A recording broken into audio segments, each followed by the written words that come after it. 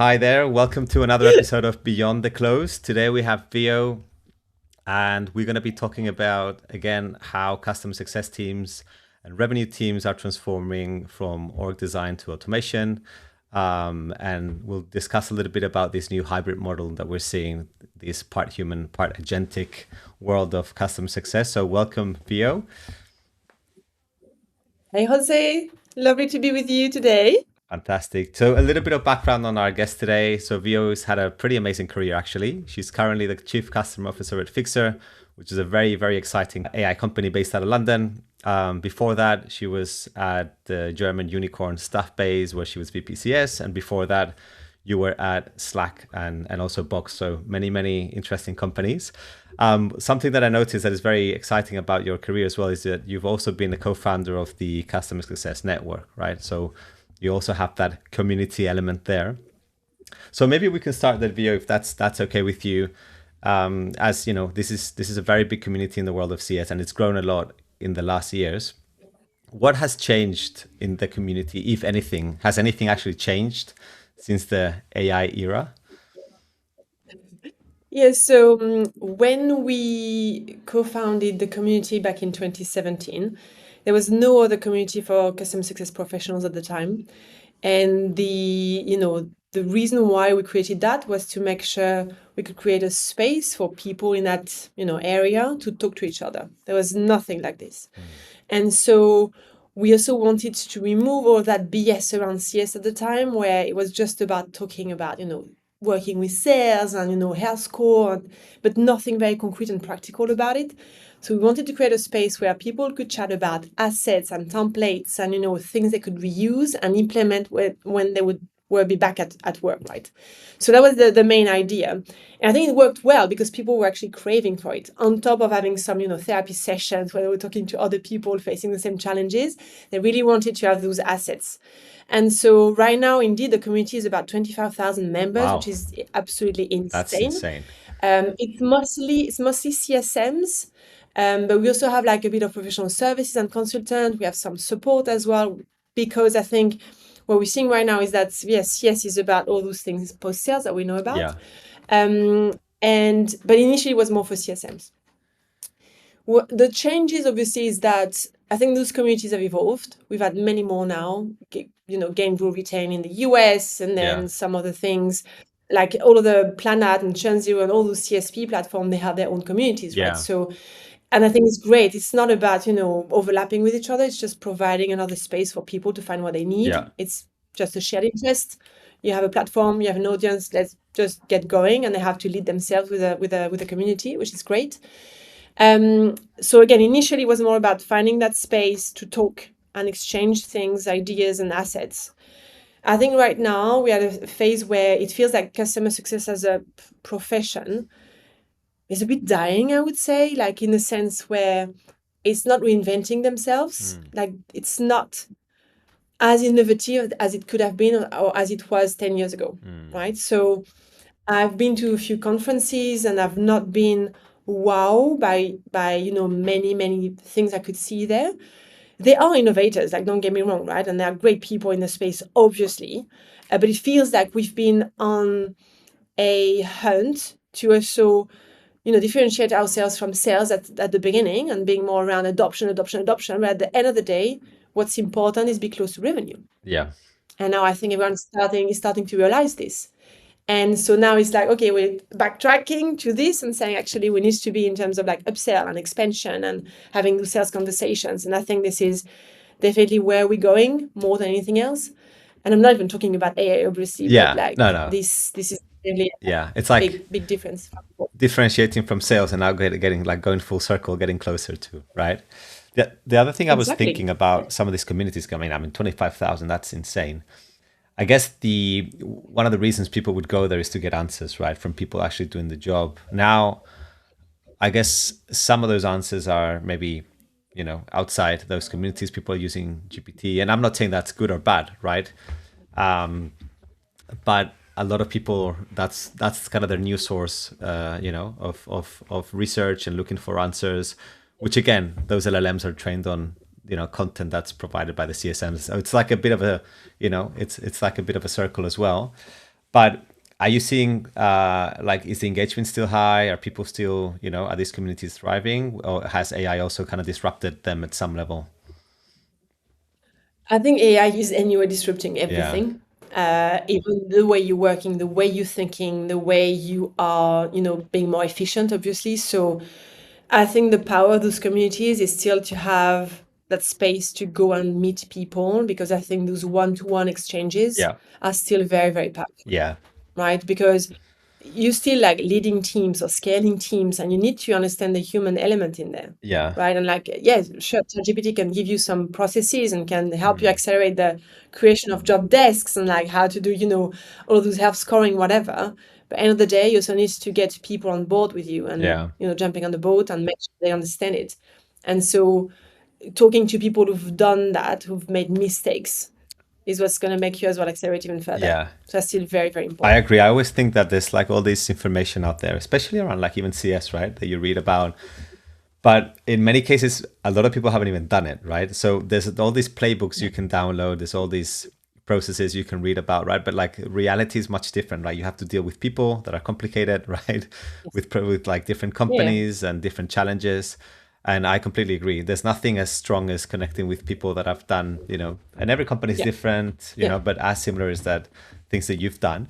Exactly. Maybe on this front, Yeah. And again, you don't have, sorry, go yeah, ahead. and just so to interrupt, Jose, but like, you don't even have to go to like big Yeah. conferences or big events. You can also use those communities to be in touch with people that you can then connect with on a one-to-one, Mm. get a virtual coffee, a real coffee actually, Yeah. and just get going on specific challenges you're facing. I think it's just the way you want to network, your way you want to approach people is your own way as well. So it offers this as well. Yeah, I think that's like the human side that AI won't be able to do for us yet, right? It's not going to Yeah. network for you. So get out there.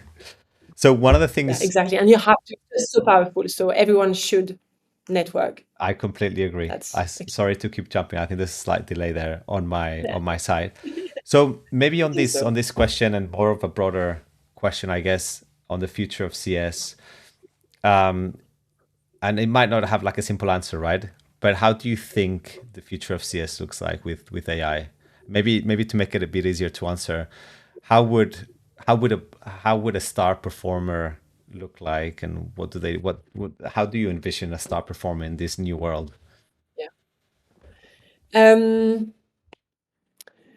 to some extent, there's some traits that would be the same as the ones I would be looking for in a CSM, like even 5 years ago, which are get shit done, like someone who can drive things from start Yeah. to, the finish line.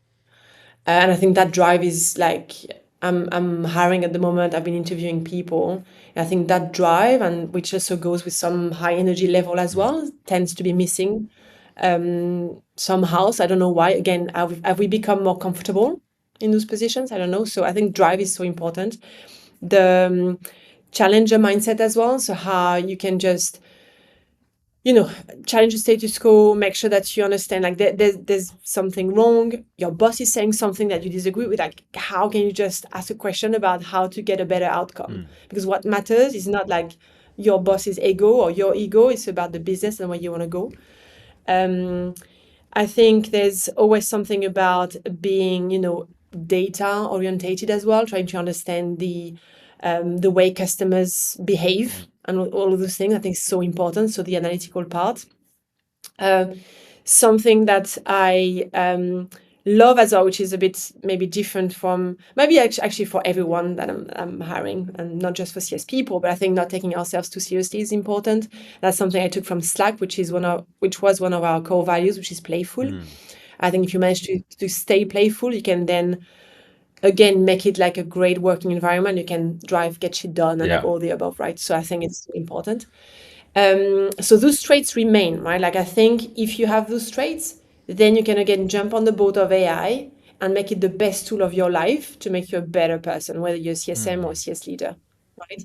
So think if you like challenge the way you do things, you want to optimize your time. How can ChatGPT or Perplexity help you do your account research, right? ChatGPT has launched this deep search mode. You can connect with your CRM. You can just prepare for your meeting in like 10 minutes, having everything from product usage, subscription data, and then the news and the stakeholders, like everything in one go, right? So that type of things, yes, like CSM should just be all over it. Yeah. Okay, because it's about meeting prep, it's about client understanding, all those things. So it's that curiosity that is super, super important for them to just understand that. I would say for a CS leader, what I would say is maybe slightly different, and I don't know, I wish I had this maybe in my background or my studies or education or whatever, but I think we as leaders need to be able to like connect the various systems, various data points to really orchestrate the way we tackle the customer journey. So from the funnel to like closing to handover, finishing the onboarding, renewing, whatever, how do those systems talk to each other? What signals are we using to then trigger CTS? Like there's so many tools out there, no code, low code, bullshit, because you still need to do like API stuff, web stuff. I can't do that. Okay. You need like an engineering background. I don't have this, but if you just, entering that space and you want to just get like, do some training around a webhook API or whatever so that you can do that Yeah. yourself. I think that's so powerful. And that's definitely the way to go to make sure like obviously the company, but also your teams know where to go, which systems to use, and as little as possible. What about that's a great answer. A lot of things came to my mind. On the last part, do you work with like the classic RevOps team? Do you have like a growth? Now they call it like, and everyone has fancy names now, right? So growth engineer, whatever, traditional RevOps, right? Are you guys, or do you think in this new model, everyone should kind of know this shit, or do you can kind of offload that to a team that's specialized on some of these things? Yeah, I mean that's what I'm doing for sure. Even though it's frustrating, sometimes I've thought I could actually create a few things. I'm like, no. So we've actually hired a GTM engineer, and I'm so happy. He's absolutely brilliant. Okay. Because he knows and he has a data engineering background, which is even better, obviously. And so we're working together to understand, what makes sense from, again, like all that account preparation or meeting preparation, how to use the CRM at best, how can we actually not even type into the CRM so that everything is being done through meetings being recorded or emails being sent. So that's really the way we want to go in terms of making the lives of reps more pleasant and more productive. Yeah. That's really the motto for us. And so, yes, having someone who's good at that, experienced, has the right skills is definitely the way to go. Yes, I love it. And it's not traditional RevOps role, because I think RevOps, you tend to see them as, they might, implement like a big tool, a big CRM, whatever, or they might just focus on pipeline generation and forecasting. We're definitely not there yet, given the company is like not even a year old. But it's definitely not traditional. And I think even Notion has released such a role recently, like innovation AI lead, which is basically the same as, so someone who has that engineering background, but business acumen that can help deliver that orchestration across systems. Yeah. So good. I think that the titles are just getting fancier and fancier. But something that you mentioned before is something that I have actually been looking at as well, right? And I think this would be quite valuable for the people that are out there. How do you validate curiosity, right? I completely agree. I think curiosity for me has always been like, if not like top 3 things that I look at, right? Not in every role, but in most roles that we've had, whether it's in CS or whether it's in the go-to-market team, doesn't matter, right? Marketing, sales, it just makes such a difference, right? And for me, if you're someone, in this sort of industries and you don't play around with AI, you don't do anything, for me, that's like a massive red flag, right? It's not like, it's almost like a red flag, right? So how do you look for these things in the interviews? What sort of questions do you ask them, like up front, or how do you look for these things? I think a few things. I always tend to ask questions about mistakes made and how they bounce back and try it again, because I think it's more about the experimentation mindset that they can feel that they're curious as well. And I think going that path says a lot. Obviously not using AI. I mean, again, Fyxer is an AI company. So if you applying to join an AI company, obviously you should demonstrate a few things. So, it's as simple as like asking them, how are you using it day to day? What do you like about it? How would you improve that? walk me through a way that AI has saved the customer for you, like all those things. Like, Yeah. but again, like curiosity can be around as well, working with other teams and how you make sure that you understand the way other teams are working and how working with them could benefit your customers or the way you work. Learning from others. Yeah. Do they have a network of people around them? Are they talking to other people in the same space, or Yeah, actually, that's a good one. given they're working a lot with sales, are they talking to salespeople to better understand the way they work? It's more that type of things that I would be looking for. Okay. Very interesting. So let's talk a bit about Fyxer. Obviously, you're working at a very exciting company. I know you guys raised a round recently. What are the first things that you've kind of prioritized when thinking about building a CS function from scratch? Yeah. So when I joined, the first response time was more than 8 hours. So I was like, well, I guess I'm going to focus on support. So that was it. Answer to your question in 2 seconds. But basically trying to set up the team around Intercom. We're using Intercom there, which is a fantastic tool, by the way. Like it's been a lifesaver for that. And making sure the team had best practices to just have the right routing of tickets, make sure they had some macros or like templates of responses, all those things, like just in a obviously timely manner. And I think in about 2 months or so, we went down to like 40 minutes. Now we about 20 minutes. Wow. So like it's Congrats. just going down and down and down, which is absolutely amazing. So that was definitely the big focus.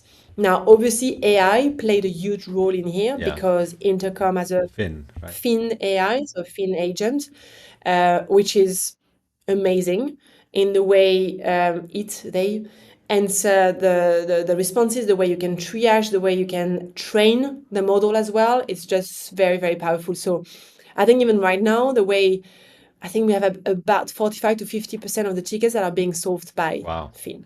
And are you thinking which is amazing. And we have about 2,000 tickets a week. That's insane. Are you thinking about the post-sales function?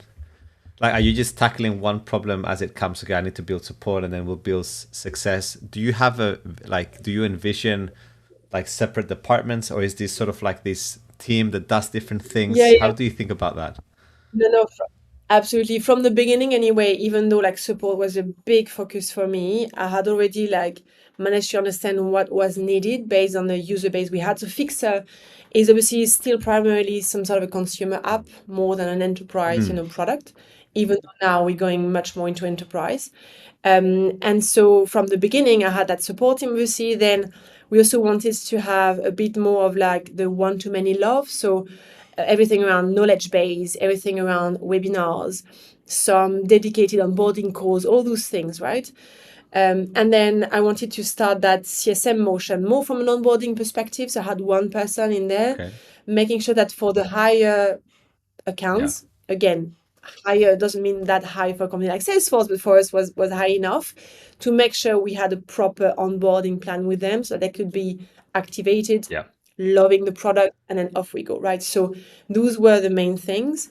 Again, learning as we fly, building as we fly, but across those 3 areas, support being the main focus for like the first 3 months. Got it. And I don't know if you have time. I mean, you've obviously spoken about Finn. Are you guys introduced or using AI in any other processes? I know that you're still kind of super early stage, both at a company and your role in the company, but have you already started doing some stuff with AI and embedding it in your processes outside maybe, the Finn bot? So Finn obviously is a major part of it.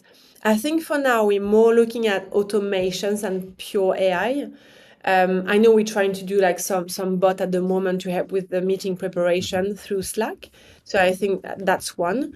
But I think it's more the automations around, again, how do we make sure we have we're using HubSpot for like everything CSM related, for example. So we're trying to make sure everything is routed properly. Everything is like has either a task or something to be done. We're trying to create some alerting as well around whether it's some product usage signals, all those things. I really think the signals to sell and the signals to retain, like all those things have to be built first before using any AI, right? So automations and signals first, and then I'll add some AI layers. The one thing we've tested recently is the you know, those AI avatars, right? So I think OneMind is on the market, and we've been trying Delphi. Yeah. And for Delphi, we've tried on some sort of SDR AI. So you could chat with someone in our team. We've, uploaded a few documents, recorded a bit of the voice as well. It's like, oh, so scary to see that. But anyway, and then you ask them, okay, what's the pricing? What's the difference between the plans? Da, da, da. And it's working super well. So we're just testing it right Yeah. now. And I'm planning to see if that could work as well for the onboarding piece. Okay. Right. So if you could chat with someone to say, okay, how could I do that? How can I change the setting? Why am I having this, meeting note taker joining my meeting? Da, da, da. And then we would have the AI respond to that. Yeah. So Wow. Okay. So you're that, doing quite a lot. That made me think about something that I think it's a topic that a lot of people are talking about now. What to automate and what to protect from the human touch point perspective, right? Like, and it might be good just to maybe reference, like you said, you guys are mainly like a PLG company today, right? So relatively like high volume, relatively small contracts. Obviously, I can imagine you guys are going towards enterprise. Are there any parts that you think you would kind of like, where would you draw the line, right, on the human? And something that I think about is it like, some people say that relationships are the moat, right? Is that like overrated? Do you think it's true? Like, no, I still think relationships are very important. We can still see that, like, even with Fiin, we still have customers right away saying, talk to a person. Yeah. They don't even want to Yeah. read the answer from the AI. So there's still this resistance to talking to a machine, I guess. The thing that we understood quite quickly as well, like here, is that, again, if we want to onboard properly, but also understand the friction points, we need to spend more time with customers and in like one-to-one interactions, or more FaceTime with them. And so we, like, to be fully transparent, we're doing unscalable things at the moment. So I'm having people jumping on calls, 15-minute onboarding calls with like people that have just bought 1 license or 2 licenses with us. Yeah. And we just do that. It's not scalable. We know that. But for now, we need to understand what the experience is about so that we can get the feedback and insights, feed that back to the product team or growth engineering team, so that we can experiment again and make it better. So that's where we are at the moment.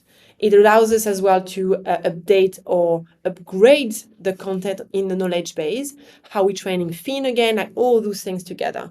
So we're definitely not scaling as such. We're scaling through like lots of automations, but like in terms of understanding the pain points, we need to do those live interactions. And even now I'm looking into having, after this onboarding period, in like months 2 and months 3, having another type of call check-in with someone, right? So again, it requires more hiring, and I have like, actually I'm working with an outsourcing company to do Yeah. that, but like for us that makes sense right now. Makes sense. I think we started doing that when we started as well. And there's a lot of, I think, literature written around this, like do unscalable things first, right? Especially around the friction points, the thing that, will really make the difference. So now that you're hiring, maybe some of your potential, candidates might be watching some of these videos. What skills does a CSM need in this like sort of AI enhanced model that you're doing? Yeah. I think it's what I said earlier anyway, right? So it's that drive, like get shit done attitude, like we're gonna get there, right? So that's super, super important, because it goes fast as well. So you can't just lose a week. We, as a company, we're using the 4 disciplines of execution in terms of method. Okay. And so we have per quarter. It's in a way pretty similar to OKRs, but I think Yeah. it creates a bit more accountability from everyone. So we have a goal, a widely important goal every quarter. And then we define battles, so the things that we're going to fight for in the quarter. We have an owner per battle. And then every single person in the company is going to have commitments on a weekly basis. And so that's the priority for them to deliver so that we can win the battles and reach the widely important goal. And if there's something on the way for them to meet that commitment, then they can tell someone to, do something else. They're going to be busy doing that, and that's it. Nothing else matters. Okay. Right? And I think it works super well because we're sharing that as a company.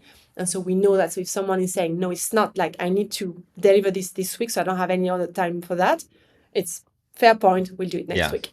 We can't lose a week. That's the thing, right? I So love that. someone who would join us has to be weekly orientated, even though we have those big ambitions by another year. Every week, every minute counts. That change your mindset as well, as I said, super, super important.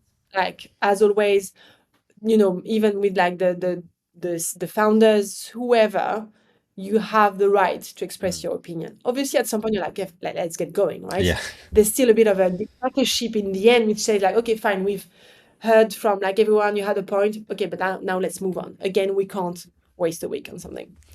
And then the playfulness that I mentioned earlier as well. So not taking ourselves too seriously and making it like a pleasant place to work.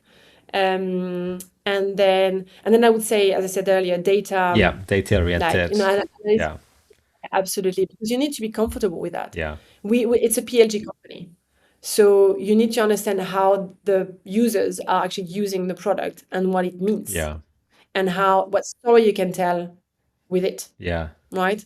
So I think that's also something super important. I love that execution mindset, right? And the weekly deadlines, right? That's what really getting the whole company to rally behind those ones, right? Is what really gets you guys moving. Maybe on that PLG. And sorry, go ahead. Yeah. Sorry, just to finish on that. And obviously, like on top of those, usual traits, for a CSM, they have to be revenue orientated. So I would be looking for someone who's done maybe account management in the past, who've been, expanded, renewing. And please put KPIs and metrics in your resume. I can't stand having a resume with just I've done this and I've achieved this with no percentage, no metrics. I do not look at those resumes anymore. Yeah, it's funny how resumes have changed with AI, right? Because now everyone like writes amazingly, right? Whereas before, that was a differentiator. I like, wow, this person can really write, or this person hasn't even checked his spelling, right? Now everyone has very standard. But I love that. Yeah, Exactly. I always look for the same, right? What are the achievements? And how do you prove that that was an achievement, right? Did you take something from 0 to 1, or even if it's a small difference, right? Something you mentioned before about being a PLG company, I mean, you've had a pretty good career, right? And you're still having, of course, but you've worked at companies like Slack and Box that grew like ridiculous. And now you've joined a really early stage, right? So you've kind of seen both sides of the coin. There's obviously lots of differences. I don't know if it's just related to CS, but more like at the company level as well, and how a company, operates, whether it's a big corporation versus a very small entity. I think for me, it was more like before, whenever you had an idea, whenever you wanted to have a new tool or test something, going through IT, have a business case to present, 20 slides, all those things. I'm like, oh my God. And now in a startup environment, it's more about, okay, that's the goal we need to reach. If you want to move fast and reach the goal, we can do that. That's the cost. Shall we go ahead? Yes, we can go ahead. Period. Still, the justification is required, which makes sense, but speed is so important. So you're not going to spend days building a business case that no one is going to read, by the way, right? And like having a go no go decision 6 months later. No. Right. So that's obviously the first thing.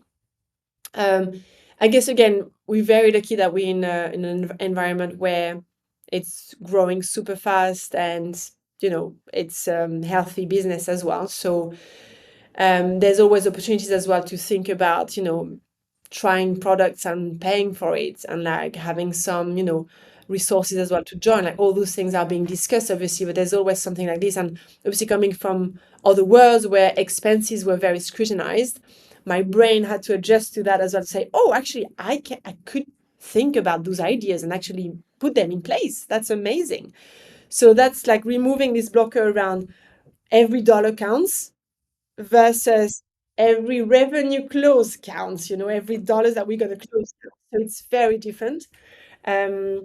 And so that required a bit of a learning curve at the beginning. But yeah, I think the speed is definitely the big element. And also the people that are in those environments are also go-getters, right? They want it to work. Even in those other companies, most of the time you end up having I'm not going to do it because it's like lifecycle marketing's responsibility. Or like, no, it should be sales doing it. Like, oh God, I can't stand that anymore. And like, it's so refreshing to be in such an environment where, talking about acquisition or expansion or retention, it's everyone. It's like growth engineering and GTM engineering and lifecycle marketing. Yes, to some extent, sometimes it goes too fast, and then you're like, ooh, who's doing like, how is it overlapping? Like, what experiment correlates with the increase in acquisition that we're seeing? Like all those things. But at the same time, it's a better problem to have than like walking on eggshells. So yeah, that I enjoy very much as well.